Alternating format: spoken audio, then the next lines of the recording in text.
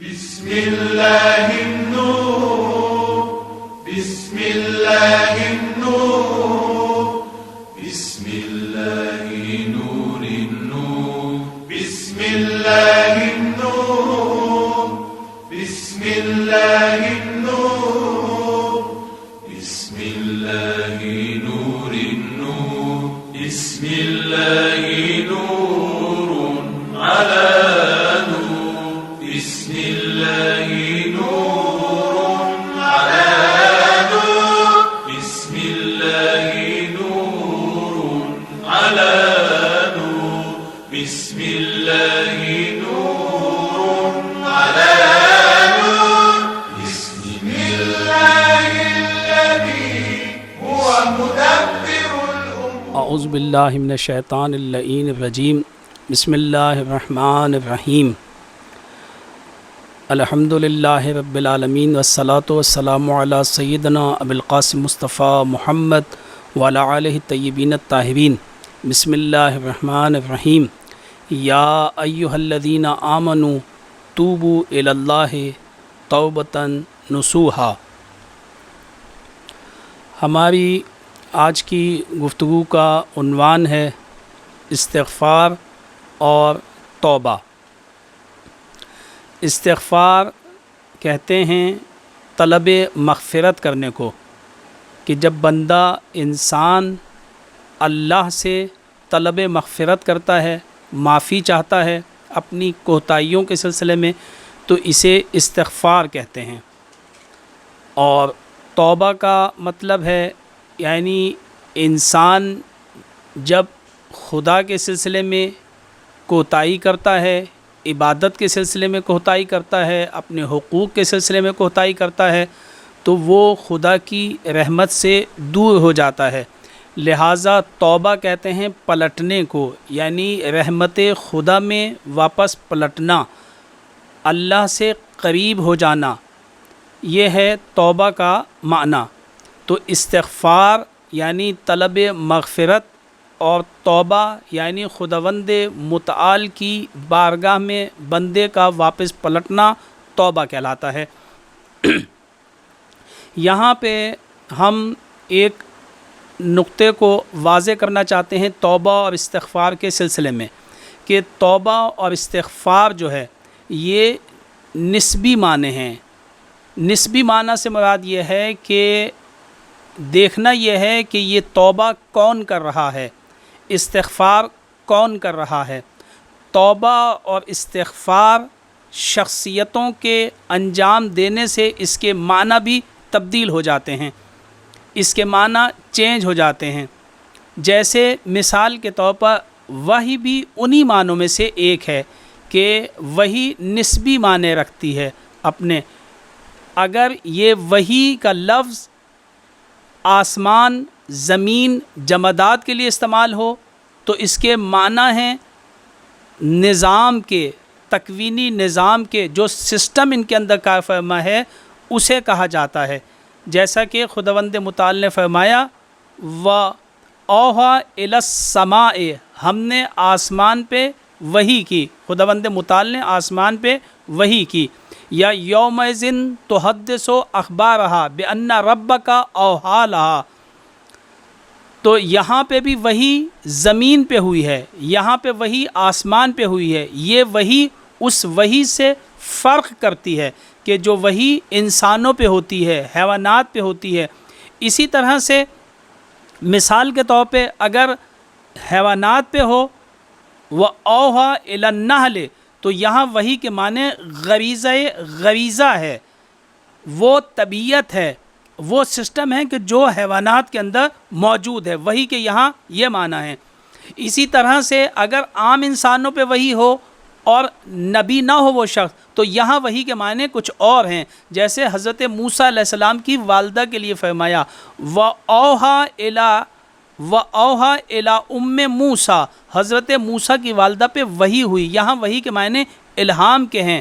اسی طرح ائمہ پہ وحی کے معنی تسدید کے ہیں، ان کی تائید کے ہیں، توفیقات میں اضافے کے ہیں. کہ ارشاد ہوا وَجَعَلْنَاهُمْ أَئِمَّةً يَهْدُونَ بِأَمْرِنَا وَأَوْحَيْنَا إِلَىٰ فعل الخیرات و اوحینا الیہم فعل الخیرات و اقام الصلاۃ و ایتاء الزکوٰۃ.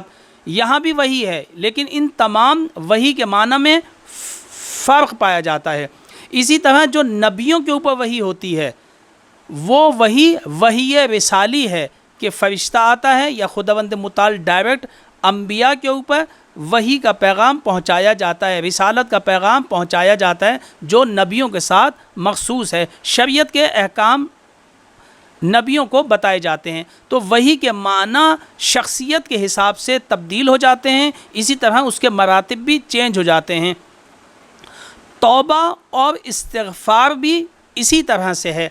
توبہ اور استغفار کے سلسلے میں ہم یہ بتائیں کہ انبیاء علیہم السلام اسی طرح سے ائمہ معصومین علیہم السلام پاک و پاکیزہ ہیں، معصوم ہیں، ان سے خطا نہیں ہو سکتی کسی بھی طرح سے، اور یہ بات ایک مسلم حقیقت کی طرح ہے اور اس پہ سب لوگوں کا یقین بھی ہے اور ایک مسلم عقیدہ بھی ہے. لیکن ہم پھر بھی معصومین علیہم السلام کی زندگی میں یہ مشاہدہ کرتے ہیں، دیکھتے ہیں کہ وہ لوگ بھی استغفار کرتے ہیں، ان کی زندگی میں بھی ہمیں توبہ دکھائی دیتی ہے. تو وہاں توبہ کے معنی کچھ اور ہیں. وہاں توبہ کے معنی یہ ہیں کہ یہ انبیاء علیہم السلام جب استغفار کرتے ہیں یعنی خداوند متعال کی رحمت کا سایہ طلب کرنا، اور یہ ہر نبی جو ہے اس کی احتیاج رکھتا ہے کہ ہمیشہ وہ رحمت پروردگار کے سائے میں ہو. اسی طرح سے توبہ کرتے ہیں یعنی خداوند متعال کی طرف مائل رہنا، راغب رہنا. اس چیز کو خداوند متعال سے وہ چاہتے ہیں کہ ہمیں ہمیشہ اپنی طرف مائل رکھ، ہمیشہ ہمیں اپنی طرف راغب رکھ، ہمیشہ ہمیں اپنی رحمت کے سائے میں رکھ. اس معنی میں ہے جب انبیاء کے لیے اور اولیاء کرام اور معصومین علیہ السلام کے لیے یہ لفظ استعمال ہو یا ان کی دعاؤں میں ہمیں یہ معنی یہ لفظ دکھائی دے تو پھر اس معنی میں یہ ہوگا تاکہ کسی قسم کے شبہ کا باعث نہ بنے. تو ہماری جو بھی گفتگو ہے وہی کے استغفار کے سلسلے میں اور توبہ کے سلسلے میں یہ ان لوگوں کے لیے ہے کہ جن سے خطائیں ہو جاتی ہیں، جن سے گناہ ہو جاتے ہیں عام انسان. تو پھر اس سلسلے میں ہمیں کیا کرنا ہے اور اس کے شرائط کیا ہیں، ہماری گفتگو اس سلسلے میں ہے. تو ہم یہ دیکھتے ہیں کہ خداوند متعال نے انسان کے اندر قوتیں پیدا کی ہیں اور یہ قوتیں ایسی ہیں کہ جو انسان کے تمام اعمال ان قوتوں کے زیر اثر انجام پاتے ہیں. ان میں سے ایک قوت وہم ہے، ایک قوت غضب ہے اور ایک قوت شہوت ہے. اگر یہ ساری قوتیں اعتدال پہ آ جائیں تو پھر انسان خطا نہیں کر سکتا. لیکن اگر یہ اعتدال پہ نہ ہو، انسان کو ان کے سلسلے میں معرفت نہ ہو، اگر ان قوتوں کے اندر افراط و تفریط آ جائے، اگر یہ قوت عقل اور شریعت پیغمبر اسلام کے زیر تحت نہ ہوں تو پھر ان میں تجاوز ہو جاتا ہے، پھر ان میں افراط و تفریط ہو جاتی ہے، پھر انسان آپے سے باہر ہو جاتا ہے، غصہ شدید ہو جاتا ہے، شہوت زیادہ ہو جاتی ہے، توہمات کا شکار ہو جاتا ہے، اور بہت سارے ایسے مسائل ہیں جو ان قوتوں کے نتیجے میں وجود میں آتے ہیں. تو لہٰذا یہ ہے کہ بعض انسان جو ہیں وہ ان پہ کنٹرول نہیں کر پاتے، انہیں معرفت نہیں ہوتی، غافل ہو جاتے ہیں. اس کے علاوہ خداوند متعال کو یہ بات معلوم ہے کہ انسان اجتماعی ہے، معاشرتی ہے، ایک ایسے معاشرے کے اندر رہتا ہے کہ جہاں پر انسان میں بہت سارے لوگ ایسے ہیں کہ جو شیطان ہیں، چاہے وہ جنوں میں سے ہوں چاہے وہ انسانوں میں سے ہوں، اور وہ یوسوس فی صدور الناس، لوگوں کے دلوں کے اندر سینوں میں وسوسہ ڈالتے ہیں، شک و شبہ ڈالتے ہیں، لوگوں کو بھڑکاتے ہیں. یعنی یہ قوتیں اندر سے اگر یہ اعتدال پہ نہ ہو تو انسان خطا کر جاتا ہے، انسان گناہ کر جاتا ہے، انسان سے بہت سارے ایسے گناہ سرزد ہو جاتے ہیں کہ جو قابل تلافی نہیں ہوتے حتیٰ کہ. تو لہٰذا اسی طرح سے ایسے ماحول میں رہتا ہے، مختلف قسم کے ماحول انسان کے اوپر اثر انداز ہوتے ہیں، مختلف قسم کی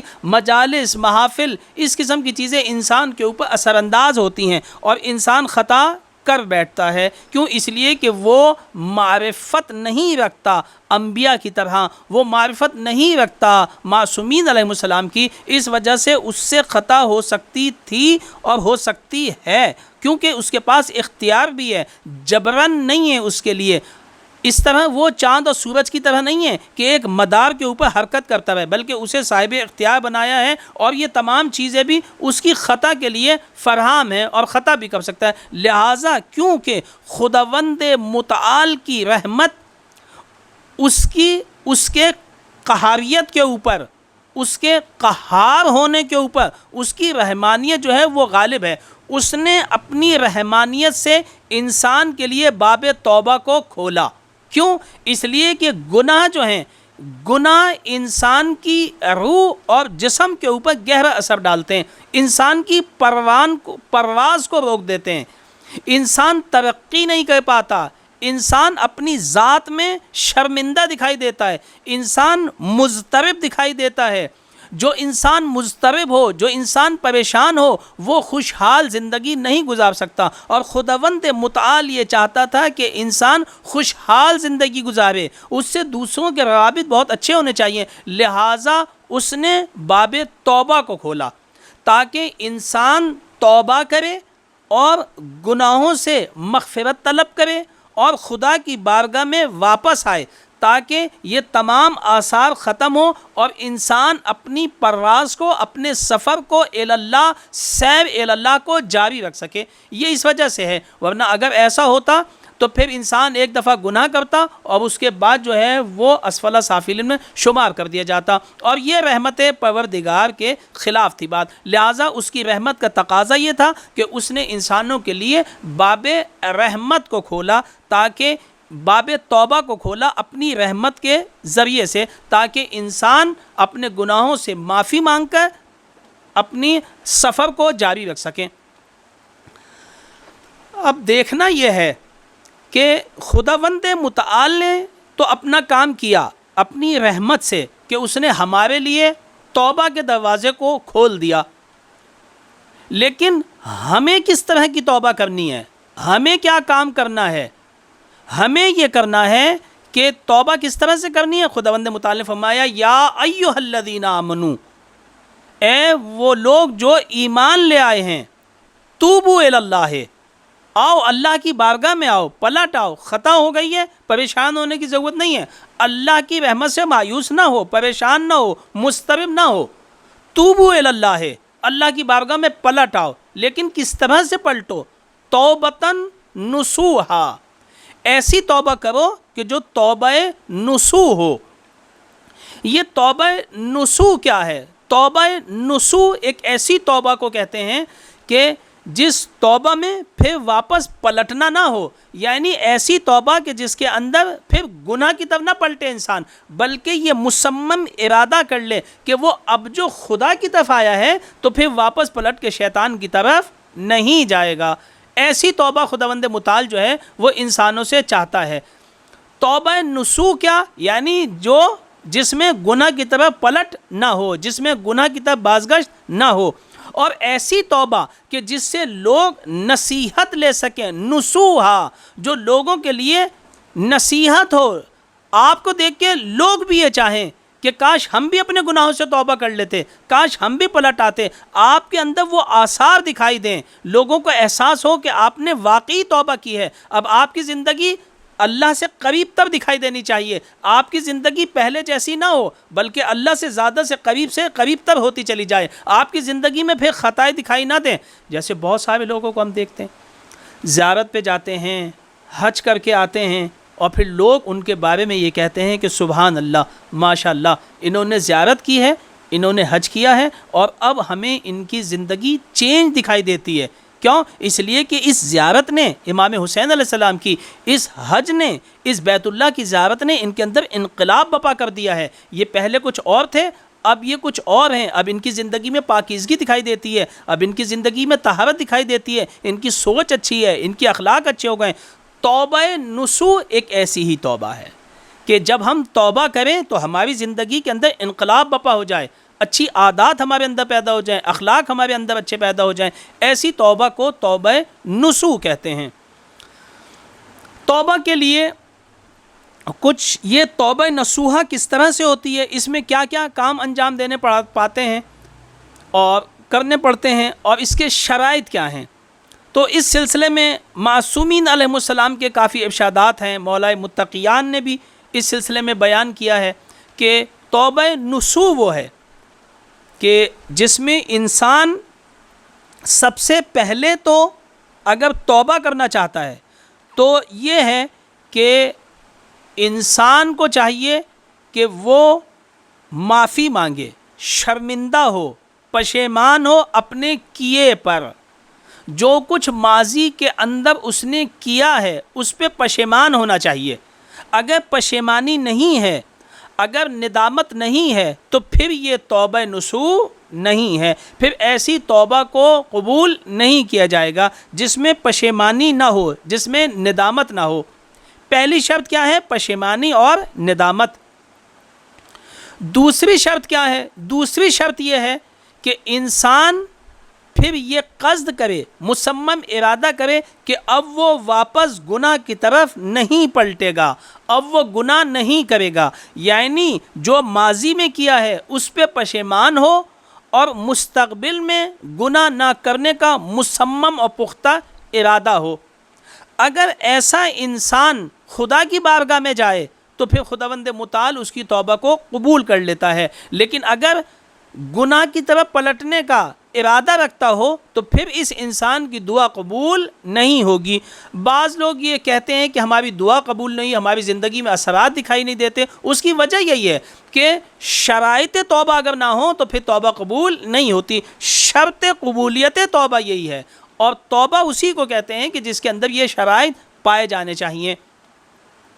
تیسری چیز جو ہے اس کے اندر جو اہم ہے، اور وہ یہ ہے کہ دیکھنا یہ پڑے گا کہ جب آپ سے خطا ہوئی ہے، جو گناہ ہوا ہے، اس میں اگر حقوق اللہ ضائع ہوئے ہیں تو ان حقوق اللہ کو آپ کو پورا کرنا ہوگا. مثال کے طور پہ پہلے نماز نہیں پڑھتے تھے، اب آپ نے توبہ کر لی ہے کہ اب آئندہ آپ نماز پڑھیں گے. آپ روزہ نہیں رکھتے تھے، اب آپ نے توبہ کر لی ہے کہ مجھے معلوم نہیں تھا، میں غافل تھا اور اب میں توبہ کرنا چاہتا ہوں. تو پھر آپ کی جو نمازیں چھٹ گئی ہیں، جو آپ نے نمازیں نہیں پڑھی ہیں، ان سب کو آپ ادا کریں گے. اسی طرح سے جو روزے نہیں رکھے آپ نے، ان سب کو آپ رکھیں گے اور خدا کی بارگاہ میں صدق دل سے توبہ کر کے اور اب آئندہ سارے روزے رکھیں گے، ساری نمازیں پڑھیں گے. اسی طرح سے تمام وہ واجبات ادا کریں گے جو پہلے ادا نہیں کرتے تھے.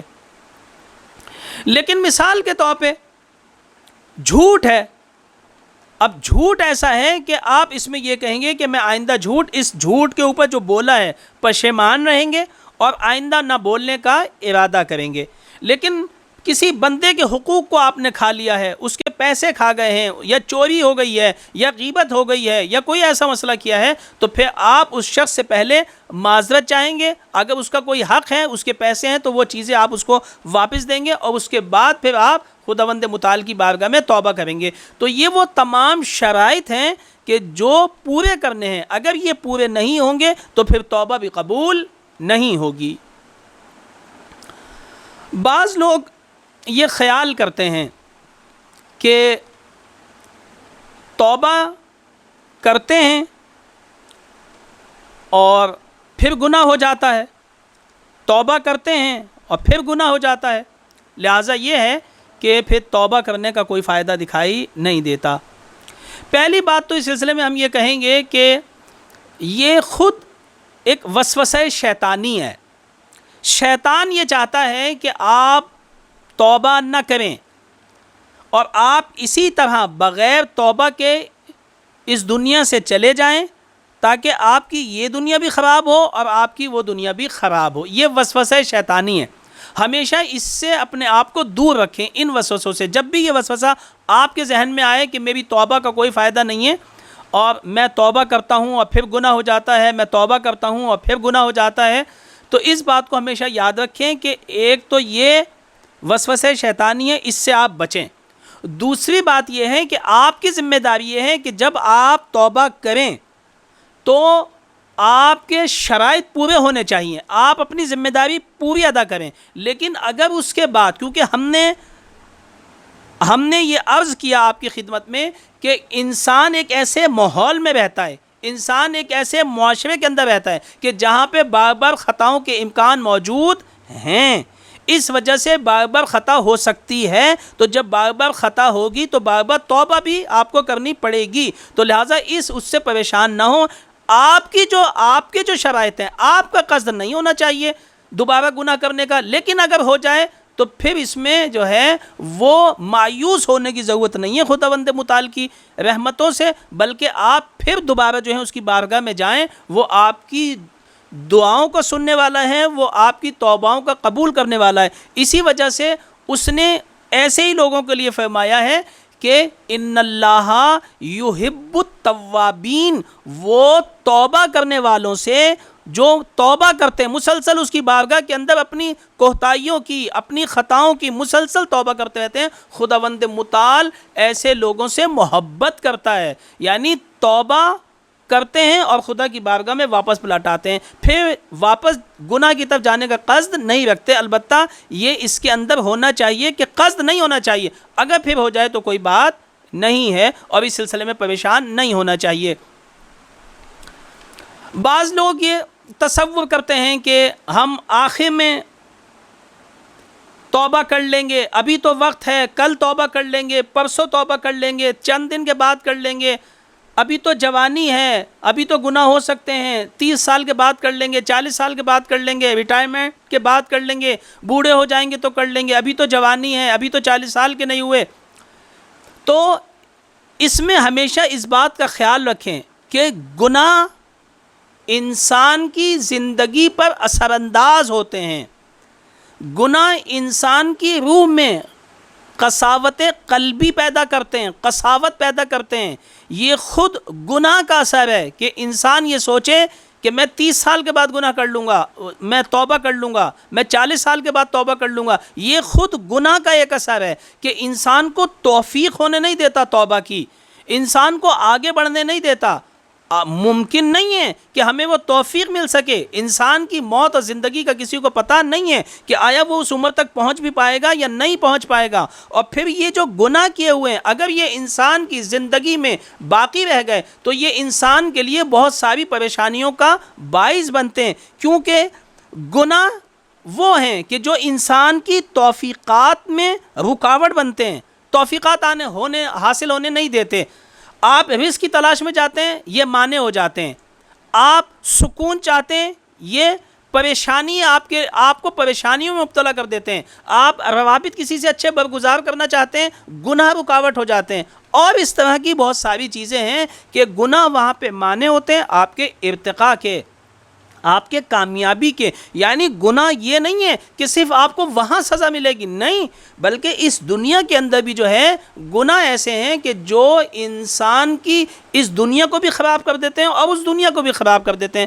مثال دوں ان میں سے ایک گناہ والدین کی نافرمانی، والدین کے سرکشی۔ اس دنیا میں بھی اس کا نقصان ہوتا ہے، اس دنیا کے اندر بھی نقصان ہوتا ہے۔ اس دنیا کے اندر نقصان قطع والدین کی نافرمانی سے، اس دنیا کے اندر قطع رزق منقطع ہو جاتا ہے، پریشان ہو جاتا ہے انسان۔ دوسرا یہ کہ انسان ایک تو اس کا قطع رزق ہو جاتا ہے، دوسرے اس کی عمر کوتا ہو جاتی ہے۔ اسی طرح صلہ رحم، اگر رشتہ داروں کے ساتھ صلہ رحمی نہ کی جائے، قطع رحم کر دیا جائے، تو اس کا بھی گناہ، اس گناہ کے اثر یہ ہے کہ انسان کی موت حادثاتی ہو جاتی ہے، انسان پریشان رہتا ہے، اس کا رزق منقطع ہو جاتا ہے، اور اس طرح کے بہت سارے اثرات ہیں کہ جو گناہوں میں موجود ہیں۔ لہٰذا انسان کو یہ انتظار نہیں کرنا چاہیے کہ وہ 10 سال کے بعد وہ توبہ کر لے گا، 50 سال کے بعد توبہ کر لے گا، کل کر لے گا، پرسوں کر لے گا۔ البتہ سب سے پہلے تو ہم یہ کہیں کہ انسان کو چاہیے کہ وہ گناہ کرے ہی نہ، اور گناہ نہ کرنا سب سے آسان ہے، توبہ کرنے سے آسان ہے کہ گناہ نہ کرے، کیونکہ توبہ کے شرائط ہیں اور ان شرائط کو مہیت کرنا خود ایک مرحلہ ہے۔ لہٰذا اہم چیز یہ ہے کہ گناہ نہ کرے، گناہ ہو جائے تو توبہ کرے، فوری طور پہ توبہ کرے۔ کیوں؟ اس لیے کہ توبہ کے اثرات ہیں، گناہ کے اثرات ہیں کہ جو انسان کی زندگی کے اوپر مرتب ہوتے ہیں، کہ جو ابھی ہم نے عرض کیے۔ البتہ اس سلسلے میں جو ایک اہم نقطہ ہے وہ یہ ہے کہ آپ بہترین وقت کا انتخاب کر سکتے ہیں توبہ کے لیے۔ آپ بہترین مکان کا انتخاب کر سکتے ہیں توبہ کے لیے، آپ بہترین شخصیتوں کا انتخاب کرتے ہیں. مثال کے طور پہ جمعے کا دن ہے، شب جمعہ ہے، آج بدھ ہے، تو آپ شب بدھ کا توبہ کے لیے انتظار کر سکتے ہیں کہ آپ جو ہیں وہ اس لحاظ سے کہ شب بدھ کو جو ہے دعا قبول ہوتی ہے، ایک مبارک شب ہے، اس میں آپ توبہ کریں، بہتر ہے، اس سے استفادہ کریں، جمعے کے دن سے استفادہ کریں، یعنی زمان سے استفادہ کریں، شب قدر سے استفادہ کریں، بہترین ائمہ کی جو ولادت کے ایام ہیں ان دنوں سے آپ استفادہ کریں. اسی طرح عیدوں کی شبوں سے استفادہ کریں، یعنی زمان سے استفادہ کرنا کوئی حرج نہیں رکھتا. اسی طرح مثال کے طور پہ آپ یہاں پہ ہیں، اپنے گھر میں ہیں، آپ مسجد تک جانا چاہتے ہیں، ہاں بہتر ہے کہ مسجد جا کے آپ توبہ کریں، آپ امام بارگاہ جا کے توبہ کریں، آپ ائمہ معصومین علیہ السلام کی قبر کے اوپر جا کے ان کے وسیلے سے ان کے پاس جا کے ان کی زیارت کر کے آپ توبہ کریں. یہ کام کیا جا سکتا ہے، یعنی بہترین مکان کا انتخاب کیا جا سکتا ہے، بہترین زمانے کا انتخاب کیا جا سکتا ہے. اتنی دیر تک توبہ کو تاخیر کرنے میں کہ آپ مسجد پہنچیں، فلاں جگہ پہنچیں، فلاں زمان میں آ جائیں تو کوئی مشکل نہیں ہے. ندامت باقی ہو، وہ ساری چیزیں باقی ہوں، خود ندامت بھی خود ابتدا تو آپ نے توبہ کی کرتی ہے، باقی یہ کہ خداوند متعال کے سامنے جا کے اس التجا کو پیش کرنا ہے. لہٰذا یہ ہے کہ اس سلسلے میں یہاں تک کوئی حرج نہیں ہے.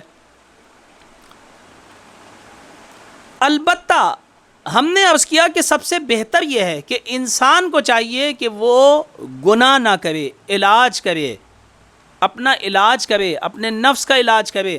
توبہ کا موقع نہیں آنا چاہیے.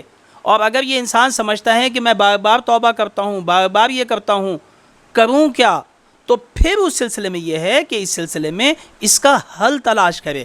نہ یہ کہ بس پھر توبہ نہ کرے، نہیں، توبہ آپ کر لیں، لیکن اب کیا کرنا ہے؟ اب آپ کو یہ کرنا ہے کہ توبہ کرنے کے بعد آپ صالحین کی محفل اٹینڈ کریں، آپ ایسے لوگوں کے ساتھ اپنی مجالس کو رکھیں جو صالحین لوگ ہیں، جو نیکیاں کرتے ہیں، جن میں برائی نام کی کوئی چیز دکھائی نہیں دیتی.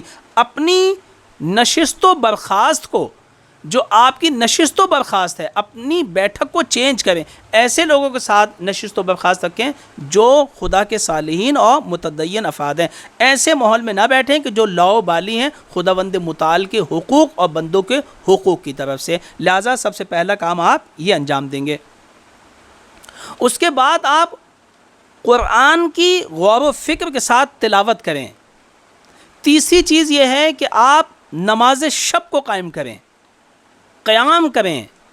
چوتھی چیز یہ ہے کہ آپ گریہ کریں، زیادہ سے زیادہ گریہ و زاری کریں، خدا سے دعا کریں، طلب کریں، استغفار پڑھیں، خدا کی عبادت کریں، خدا کی اتنی عبادت کریں، خدا کے اتنا راز و نیاز کریں کہ یہ تمام چیزیں جو ہیں پھر آپ کے اوپر اثر انداز ہوں گی، آپ کے قلب کے اوپر اثر انداز ہوں گی، اور آپ پھر آپ جو ہیں پھر گناہ کی طرف مائل نہیں ہوں گے اور آپ پاکیزہ ہو جائیں گے. اور پھر خداوند متعال نے بھی فرمایا ہے کہ والذین جاہدوا فینا لنہدینہم سبلنا، جو لوگ ہماری راہ میں جہاد کرتے ہیں، کوشش کرتے ہیں، تلاش کرتے ہیں، تو پھر ہم بھی ان کے لیے راہیں کھول دیتے ہیں اور ان کو سعادت کی منزل کی طرف ان کی رہنمائی کرتے ہیں. اس کے علاوہ یہ کہ جب انسان توبہ کرتا ہے تو توبہ انسان کی زندگی پہ اثر انداز ہے. سب سے پہلی بات تو یہ ہے کہ انسان جو عمل بھی انجام دیتا ہے، اگر وہ گناہ گار ہو تو گناہ گاروں کے عمل قبول نہیں ہوتے. متقیوں کے، اس نے کہا ذالک الکتاب لا ریب فیہ ھدی للمتقین، یہ قرآن ہدایت ہے کس کے لیے؟ متقین کے لیے. یعنی قرآن سے استفادے کی راہ بند ہو جائے گی. دوسرے مقام پہ کہا اس نے کہ انما یتقبل اللہ من المتقین، وہ متقیوں سے قبول کرتا ہے، آپ کے اعمال قبول نہیں ہوں گے. کیوں؟ متقیوں سے کرتا ہے. تو لہٰذا توبہ کر کے آپ دائرے متقین میں داخل ہو جائیں. اگر آپ نے یہ دائرہ چھوڑ دیا تھا تو آپ واپس آئیں تاکہ آپ قرآن سے بھی ہدایت حاصل کر سکیں اور آپ کے اعمال جو آپ انجام دیں، آپ کے اعمال وہ قبول ہوں خداوند متعال کی بارگاہ میں. اسی طرح سے آپ ہمیشہ یہ بات پڑھتے ہیں کہ امام المتقین، مولا کائنات کون ہے؟ امام المتقین، یعنی امام علی سے وہ لوگ استفادہ کریں گے کہ جو متقین ہوں گے، وہ ان کے پیشوا ہیں، وہ ہر ایک کے پیشوا نہیں ہیں. تو لہٰذا پہلے آپ اس دائرے میں آئیں تاکہ امام علی علیہ السلام سے ہم صحیح طور پہ استفادہ کر سکیں اور وہ ہماری رہنمائی قبول کر لیں. تو اہل بیت اور قرآن سے ہم جب استفادہ کر سکیں گے کہ جب ہم توبہ کرنے کے بعد متقین کے دائرے میں آ جائیں گے. تو خود توبہ کا یہ ایک عظیم فائدہ ہے. اس کے علاوہ یہ کہ خداوند متعال ہم سے محبت کرنے لگتا ہے، اس کی رحمت کے دروازے کھل جاتے ہیں، رزق جو تنگ ہو جاتا ہے وہ ختم ہو جاتا ہے. کہ خود اس نے فرمایا ان اللہ یحب التوابین، خداوند متعال جو ہے وہ توبہ کرنے والوں سے محبت کرتا ہے. اسی طرح سے خداوند متعال جو لوگ گناہ کرتے ہیں ان کے گناہ معاف ہو جاتے ہیں. اور صرف ایسا نہیں ہے کہ صرف گناہ معاف ہو جائیں، بلکہ گناہ کے جو اثرات انسان کی زندگی پہ آتے ہیں وہ اثرات بھی ختم ہو جاتے ہیں، جن میں سے توفیقات کا سلب ہونا ہے، یہ واپس پلٹ آتی ہے. یعنی پھر آپ کے لیے راستے کھلنا شروع ہو جاتے ہیں. وہ جو ایک راستہ منقطع ہو گیا تھا وہ دوبارہ جو ہے اسے سی دیا جاتا ہے اور وہ سلسلہ ہدایت کا جاری و ساری رہتا ہے. تو ان اثرات سے ہم جو ہیں وہ محفوظ ہو جاتے ہیں اور خدا کی رحمت کے سائے میں آ جاتے ہیں. تو اسی طرح توبہ کرنے کے انسان کو بہت سارے فائدے حاصل ہوتے ہیں. تو انسان کو کبھی بھی یہ نہیں سوچنا چاہیے کہ اگر اس نے گناہ کر لیا ہے تو وہ توبہ نہ کرے، بلکہ استغفار اور توبہ جو ہے جہاں خطاؤں سے معافی ہے، جہاں اپنے گناہوں سے معافی ہے اور برگشت ہے خداوند متعال کی طرف، وہاں خود توبہ اور استغفار کرنا یہ کیا ہے؟ یہ ایک ذکر الہی ہے، ذکر الہی ہے. یعنی اگر آپ کوئی بھی خطا آپ نے نہ کی ہو، توبہ نہ کی ہو، تب بھی استغفر اللہ ربی و اتوب الیہ اور خدا کی بارگاہ میں توبہ کرنا یہ خود ایک عبادت ہے. جیسے مثال کے طور پہ بعض دفعہ اذان بلاوا ہے، جو اذان آپ مسجد میں دیتے ہیں وہ کیا ہے؟ وہ بلاوا ہے، اعلان ہے کہ آپ آئیے نماز کا وقت ہو گیا ہے. لیکن ہر اذان تو ایسے نہیں ہے. جو اذان بچے کے کان میں دیتے ہیں وہ کیا ہے؟ بعض دفعہ معصوم فرماتے ہیں اذان کو لکھ کر اگر کوئی سر پہ باندھ دے تو سر کا درد ختم ہو جاتا ہے. پریشانیوں اور برائیوں سے بچنے کے لیے انسان گھر میں اذان دے سکتا ہے.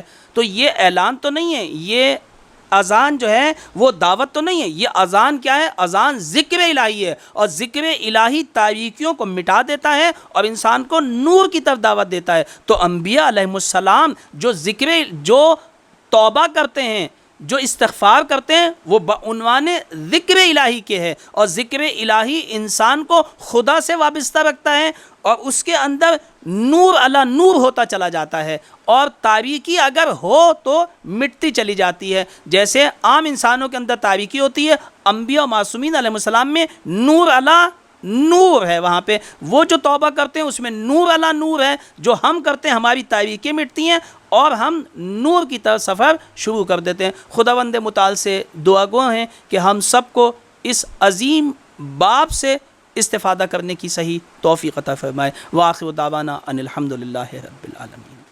اللهم صل على محمد وآل محمد.